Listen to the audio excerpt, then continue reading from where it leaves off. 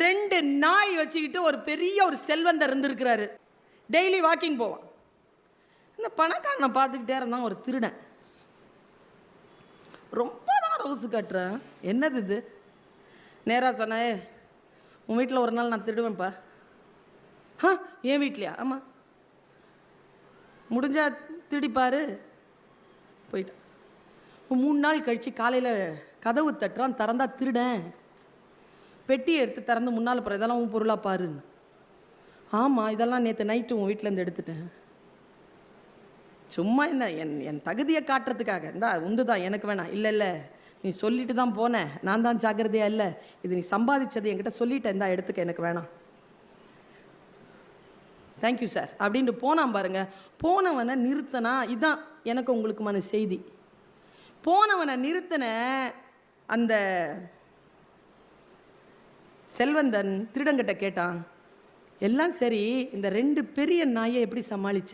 2 German shepherd, கடிச்சா 1/4 kilo, எப்படி சமாளிச்ச? விசுவாசமான நாய், 7-8 வருஷமாக நடத்துகிற, சின்ன கப்லேருந்து வளர்க்குறான். எப்படி சமாளிச்ச? திருடன் சொன்ன ஒரு வார்த்தை தான், மனசில் வச்சுக்கிட்டு போங்க, யாருக்கிட்டே பகிராதீங்க, உள்ளுக்குள்ளே வச்சுக்கிட்டு சில மாற்றங்களை செஞ்சுக்கோங்க.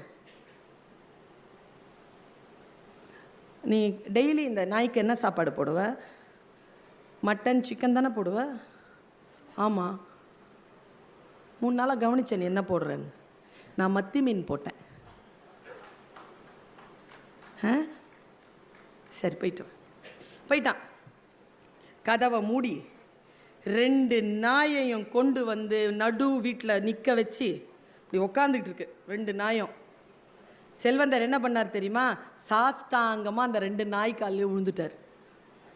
விழுந்து சொன்னார், மன்னிச்சுக்கடா தம்பிகளா, அப்பா தப்பு பண்ணிட்டேன், உனக்கு விருப்பமான சோறு போட்டு நான் வளர்க்கல பார்த்தியா, வெளியில் யாரோ போட்ட உடனே அதை சாப்பிட்டீங்களேடா, நீங்கள் நன்றி இல்லாமல் நடத்துறதுக்கு நான் காரணமாயிட்டேன்டா, என்னை மன்னிச்சிருங்கடான்னு ஓன்னு அழுதுருக்காருங்க.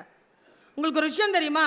அந்த இடத்துல அந்த 2 நாய் உட்காந்துட்டு இருந்ததில்ல, அதுக்கப்புறமா அந்த 2 நாயும் நகரவே இல்லை எங்கேயுமே. ஒன்று 9 நாள் பட்டினி கிடந்து செத்து போச்சு, ஒன்று 11 நாள் பட்டினி கிடந்து செத்து போச்சு.